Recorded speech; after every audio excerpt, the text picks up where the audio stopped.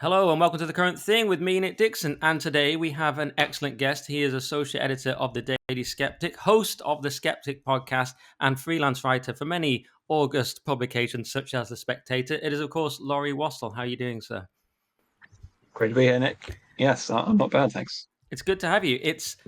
We don't, some people say, "What? I can't believe you're having the host of The Skeptic on, Nick," after they launched it while you were doing the Weekly Skeptic with Toby without consulting me or even telling me it was happening. But that wasn't Laurie's fault, of course. He was nothing to do with that. So we don't want to make that clear at the start. There's no beef. And even if there was, Other than being the host, but yeah, was not my decision. But I really wanted to have you on because you've written some very important articles lately, particularly this one in the Spectator. Demographics is the new dividing line on the right. I've even printed it out. I'm very sort of vigilant.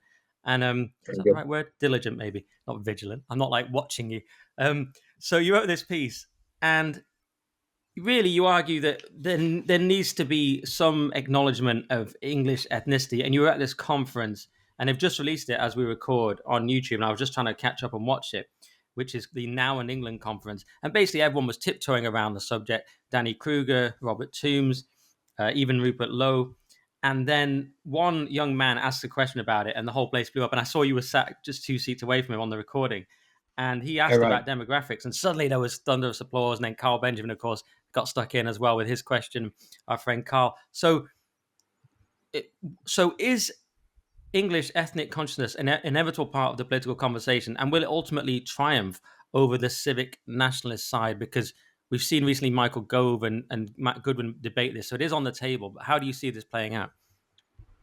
Yeah, I mean, it's a very, very good question. I think, well, yes, there's obviously lots of different parts to this. But yes, I'll just sort of tell in a little bit more detail about the conference. But yeah, we had one of the funny things I did not include actually in the article is that there was a impromptu sort of extra panel in the middle of the day, and that actually had Carl Benjamin on it and Charlie Downs as well, who I think I know you have Charlie on this podcast. I don't know if you've had Carl as well. I had them both, yeah. And they were talking about this, and it was less attended. It wasn't actually on the agenda, so I didn't really include it. But this is obviously the kind of generation that wants to talk about this more and that thinks it's important. I think.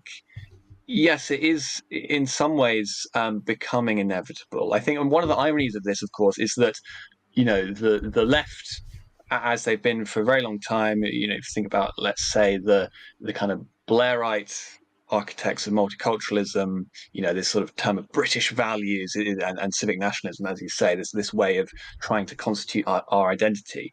The thing that they would want least to happen in the world, and we can talk about some of the responses to this in a second as well, but it is for there to be a sense of English ethnic identity. They think it's terrible. They think it's evil, indeed, some of them. And so it's quite an irony that for a number of reasons, I mean, the most obvious one is, of course, just mass immigration in general and demographic change.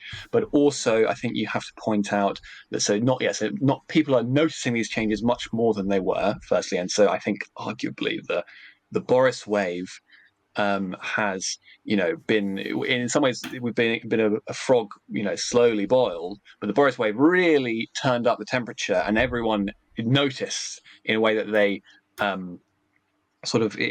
they would have noticed before as well, but it was less sort of politically acceptable. Whereas when you have sort of 3 million in 3 years, suddenly that's a huge change, and kind of everyone up and down the country cannot help but sit up and take notice. So there's that. There's of course, the grooming gangs make this particularly salient, don't they? Because it's sort of not just, there's ethnic change and there's sort of cultural differences, and, people are speaking a different language, or, you see people walking around in burqas or anything else, but it's actual antagonism and indeed, ethnic violence between groups. And of course, we've seen, riots and things as well in the past few years. But so it's not just we're seeing changes, but we're seeing a threat from that change. Then you can add to that as well, of course, these demographic statistics that I was pointing to in that article, but that Matt Goodwin has done recently with the Centre for Heterodox Social Science. Now, this has actually been known about, but he's put it back into the agenda in a big way, and that's, of course, that So the white on his predictions, the white British are expected to become a minority in Britain by 2063, and so that is another sense of threat, and so the theorist, Civil War academic David Betts has talked about this concept of downgrading, and this is a very powerful driver of resentment and ultimately of potential civil conflict, and that's the sense that the majority group is under threat. So there's both the grooming gangs as a direct kind of ethnic antagonism, but there's also that broader narrative. So that's maybe a third point. And then the final one that we also are really seeing, that is kind of to bring me back to the kind of the irony of what the state has done, is two-tier justice. And so who who's in the second tier? It's basically it's basically the white British, the native majority, and especially ones who are concerned about immigration, and various other things. And you can add to that, why not? Things about affirmative action. You have the police, you have the RAF, you have others saying, we're explicitly not going to hire whites for this position. And so, and I guess, a final thing as well, there's so many things to think about, why this ethnic consciousness is arising. You also do have, there's this woke rhetoric and this sort of often anti-white rhetoric, and this sort of, effacing of symbols. You have, for instance, recently Keir Starmer as well, we're talking about the Windrush narrative, which is basically a myth, but saying, these people helped build modern Britain, and sort of really centering that. And so there's this from so many directions, two-tier justice, immigration, the narratives that our political class are putting out, they're all saying, your identity, your ethnic group, your homeland, and your place within it are under threat. And so there's so many factors combining to really, in some ways, really quickly, dramatically. I mean, we can add in, I suppose, the influence of X and the changing conversation as well under Elon Musk, but to really raise the salience of this. And I think that's very much what we saw. To bring it back to the article, in that final bit of that conference, where suddenly people were saying, "Well, what about demographics?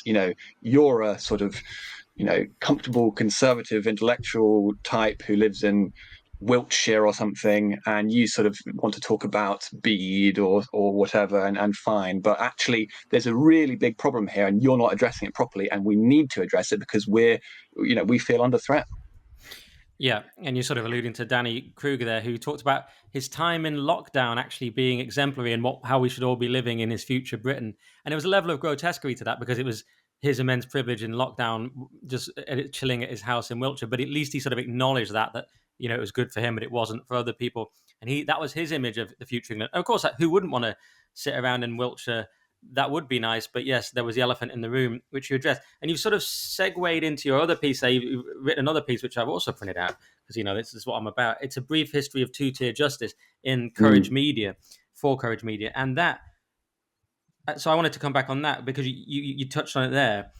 And I wanted to know how deliberate this all is, because we have the two-tier justice, which is clear, but we also have things like declining birth rates, unrelated, but lower educational attainment for poor white British, white English and British children, and in schools, and in terms of what jobs they go to, they make less money than, say, Chinese people and so on. We got DEI recruitment, which you mentioned, and to me, all these combined can make people feel like there is an ongoing assault on the native population from all angles, whether it's just, even though some of these things are disparate and perhaps unrelated. So my question is, therefore, how deliberate is this? Or is it just a very unfortunate confluence of different influences? Yeah, I mean, I think we probably should disentangle some of the things there. I mean, I don't know so much about the educational attainment, but I think some of those stats may be a little bit overdone, perhaps. But certainly in terms of the two-tier justice issue, and the sort of the sense that the state is essentially getting at you, I would say yes, in many ways it is. Is deliberate in the sense that it is done according to an ideology, and a very powerful ideology. I don't know if you have Eric Kaufman on this podcast, but many of your viewers will be familiar with his sort of his theory of the woke race taboo coming in particular in the 60s, and this becoming essentially, the defining prop of our post-war morality, and that being racist is the worst thing ever. And well, one of the things I do in that article is I look at so it's the Race Relations Act 1965. It's actually, so 60 years from that second reading a couple of months ago, I think, that I'm looking at. And the question is, well, so of course, let's put it in context a bit. So we've had, by that point, about 20 years of, the Windrush generation and other post-war migration. And in the previous, in 1958 in particular, there were the Notting Hill and also Nottingham riots, race riots. And so the political class is suddenly, waking up and taking notice of the fact that actually this sort of, experiment is not necessarily going that well, and there's a lot of resistance to it. And so the question is, how do they respond to this, and what does the state do?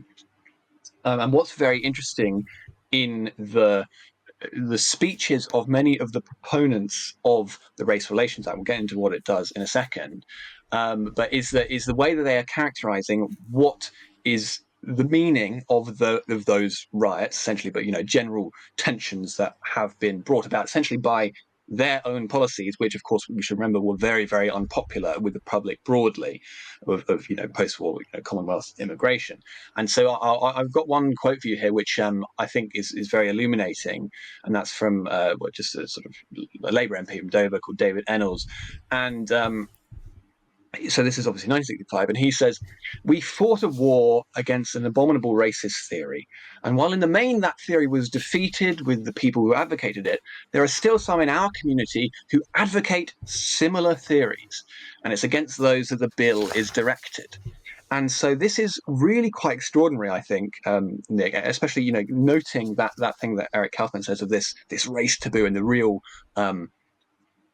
the sort of the moral stain that it becomes to be associated with racism, essentially. But what he's doing there is he's saying that the kind of tensions that we have in communities across Britain because of that post-war immigration are not just sort of quite understandable human reactions to a very unusual thing to happen, which is loads of people arriving from countries that are nothing like yours, but actually they are in some ways equivalent to Nazism, to the Holocaust and to all of that, and similar theories of sort of this hand wavy way of doing it.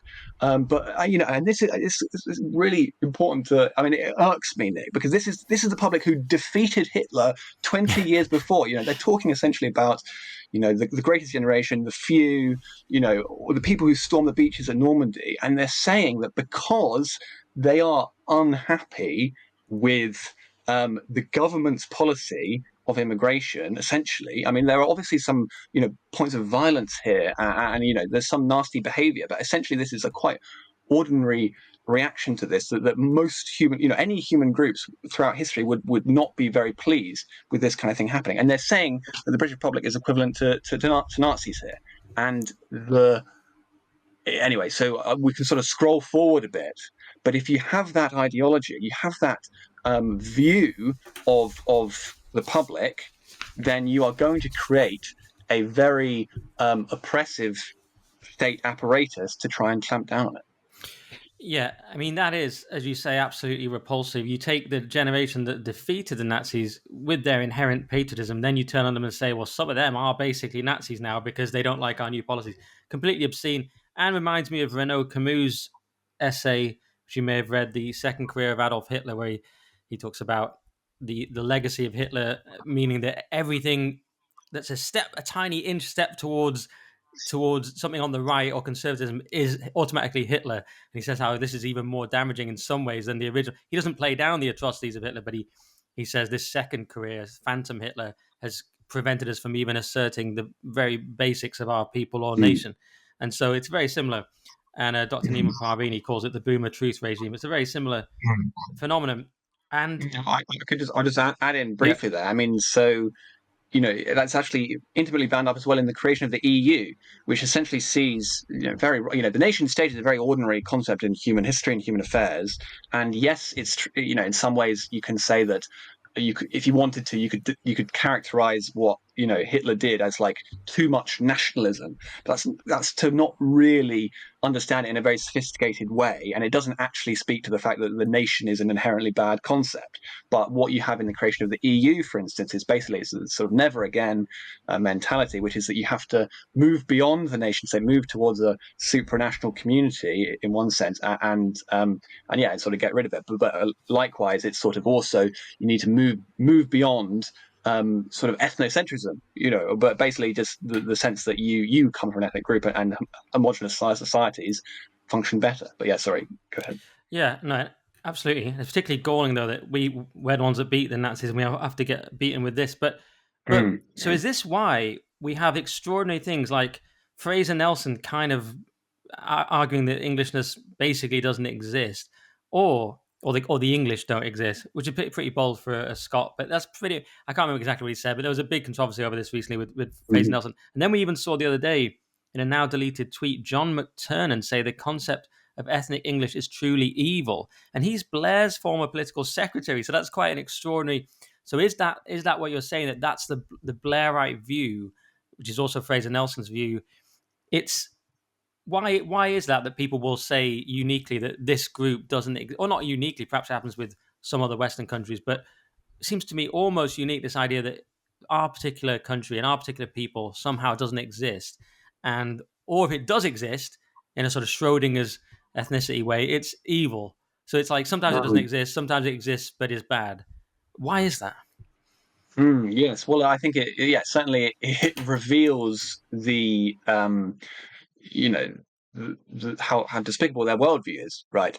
But I think to sort of try and get into his head for a second, what he means there is that the implications that he thinks would follow from asserting that the English exist as an ethnic group are evil, which is to say, to be against further mass immigration and demographic change in particular, and to have to take very seriously the fact that this isn't just a sort of North Sea economic zone. This is a country with a people in it that has been here for essentially pretty much unchanged for over 1,000 years, and that this has to be borne in mind, and that you can't. I think there's talk at the moment that J.D. Vance and perhaps others may be looking to use the UN's Declaration on Indigenous Peoples to talk about demographic change in Europe, because we are the indigenous peoples of this country, and that is a fact that has to be borne in mind. And so, but in the sort of universalist, anti-racist, colorblind, assumptions of people like John McTernan, people like Tony Blair, and others, even acknowledging this has implications that they really don't like, and so they kick back very heavily against it. And of course, it's worth noting, there's that famous quote from the Blair advisor who left later, but it Yes, was that Andrew Nether. it's rubbing the Tories' noses in diversity and Yeah. making their arguments out of date. Not a very good reason for radically changing the demographics of your country just to sort of win a political argument.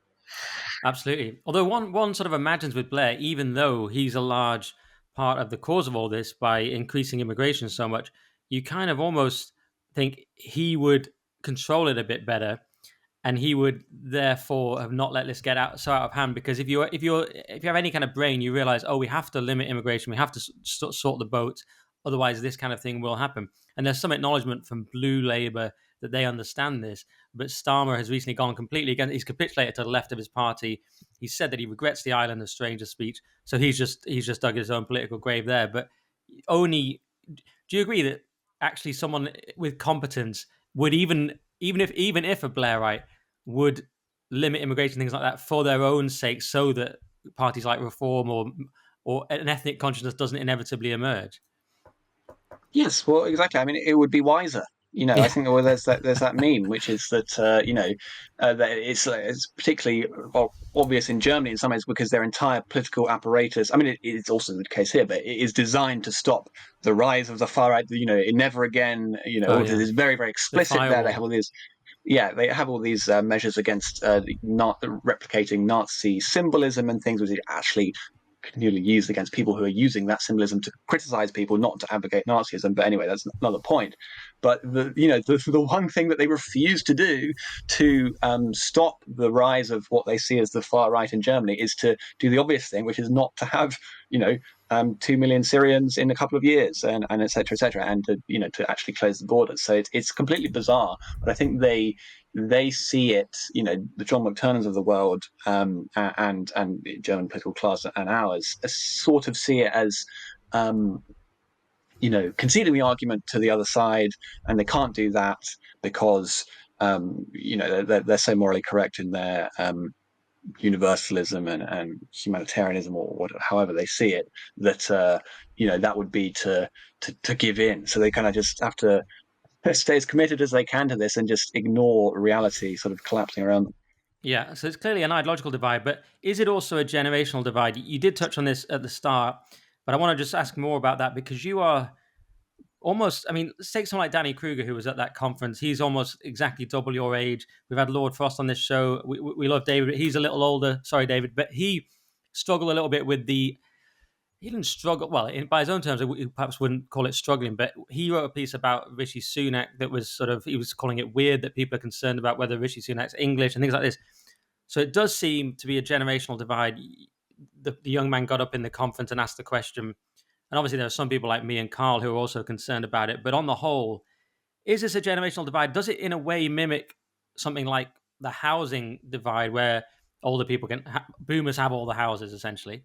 And so in a very similar way, boomers have living out in the country in these houses. They live in a different England to a young man in the city. So is it because you seem like a kind of well brought up, sort of sensible chap, and yet you're concerned about these things? It's not because you're more extreme; it's just because you're of a different generation. Is this right? Yeah, well, I think a lot of them, sort of, whether it's Fraser Nelson or Danny Kruger, or in some ways even Farage is in this, although he's, we'll get into that later perhaps if you like, but he does recognize his concerns, but also doesn't want to talk about them in a very explicit way. I think Yeah. it's fair to say. But they grew up in an era in which, yes, there was some migration, but I mean, mostly so after, to go back to 1965, they had this sort of very repressive measure, which was the Race Relations Act, I mean, particularly the stirring up racial hatred offence. But they did more or less, they did significantly reduce immigration for the next 30 years or so until 1997. I mean, in particular, Thatcher won very well. In 1979, partly by talking about immigration. Anyway, but in this period, there was a sort of cooling off period. Yes, there had been the Windrush generation, but mostly these people were. There certainly were tensions, and we should not forget that it wasn't all rosy. And arguably, it was wrong in the first place if the British public didn't want it at the time. But there was a sort of 90s settlement, black footballers at the, Italian 1990 or whichever. I wasn't there. But I know that this is the kind of thing that Sunder, Cadwallader, for instance, the sort of great pro-migration, think tanker and sort of advocate anyway, notorious, some would say, likes to talk about, are you saying that this black footballer from the 90s is not English? How could he's played for England, he's et cetera, et cetera. And I think most people are quite comfortable with that. And it's sort of fair enough that when, to go back to the sort of sense of threat that I talked about at the start, when we were at sort of 95% white British in the country. These were just not so much concerns. And I think it's really hard for people like, to be fair to them, like Richard Tice as well, like, this generation of even conservatives to think about the prospect of Britain becoming majority, or majority minority rather, and to sort of take away that sort of boomer liberalism, if you like, and start thinking, actually, it turns out that ethnicity is very important, and it does play a significant role in human affairs. And we can have lots of nice ideas about integration and everything else, but essentially, this can't be ignored. But it's sort of they're far too comfortable in that sort of post-war, um, you know, 90s liberalism, and so they find it very, very difficult to come out of it. Okay. Yeah, I'd say that sounds about right. And what about? Well, We just briefly spoke beforehand, and you said maybe put this in the paywall section because it'll be very interesting. But I want to know how you think we can solve this problem then, because that was something at the conference that really wasn't answered, was it? Hmm. Yes, I mean, there's. I think that there are many steps that can be taken. I think obviously the main one is you need to have essentially zero migration, and really, in particular for the Boris wave for the past sort of 5 years. I mean, the government has already said it's going to. Increase indefinite leave to remain the threshold from 5 years to 10 years, which is good. This is a result of lots of campaigning, by people like us, really, which is a good thing. But this is sort of one a drop in the bucket in a way. Well, firstly, it's going to be very difficult to actually enforce that, and that has to be done. But yes, you need to have. There are many other things as well, but yeah, that's a key one, is sort of taking out that chunk. But yes, one of the difficulties is, of course, that many of these trends are now already in train, given the birth rates we currently have. It's I think the figures for 2024 are something like it's 55% of births are white British, which is just extraordinary. We had figures last week saying that. So before the Boris wave, the proportion of births that had at least one foreign-born parent was 35%, which is already extraordinarily high. And now that's gone up to 40%. There are places, like, several London boroughs in which this is about 80% or even 85. This is sort of west, like Ealing and Brent and things, and then also Tower Hamlets. Um, and you're also, just to go back again to the visibility of the Boris wave across the country. You're seeing this change quite rapidly. And what I think one of the highest increases is in Wolverhampton, and that was admittedly from a lower base. It was at about sort of 35 before. That's gone up by about 20%, the proportion of foreign births. And so you're seeing this all over the country. No, that's not really an answer to your question, but that is the thing that has to be looked at first and foremost. But probably other things as well are, social housing is a really big one. We should stop basically paying for people to come and live in, some of the nicest parts of London for free, and to have children there, etc., etc. We should also probably make it much more difficult to access public services if you don't speak English. Um, Things like this, and there's sort of other things you could look at in terms of, you know, uh, I think that the Shamima Begum case sort of is to some extent a precedent for, actually, you can remove citizenship from dual nationals, or is she even a dual? Well, anyway, there is a possibility to remove citizenship if it's not conducive to the public good, and so there are some other measures that could be taken there. But I think it's not actually completely impossible. And the final thing is, which even Kemi Badenoch has sort of dipped her toe into, which is Danish style ghetto laws. And this is basically saying, if there are certain areas of the country that are, like a very tiny percentage white British, or I think they would, in Denmark, they probably describe it as just Western, but anyways, it's sort of the same thing. Then the state has to take some steps to remedy that. And now it's fair to say that's been criticised quite a lot, actually, because some have said, well, this would just be to spread the diversity even further around the country, which is fair enough. However, one of the things that would do, or something like that would do, would be to introduce for the first time what we've really been lacking, which is actually a concept, essentially, of the ethnic English, or Westerners, or something, however you want to do it, in British law. And this is something we have never really had in the post-war settlement, and it's partly why so many people could come in the Windrush generation, because essentially everyone was a subject of the crown wherever they lived in the empire. And this leaves us, extremely vulnerable to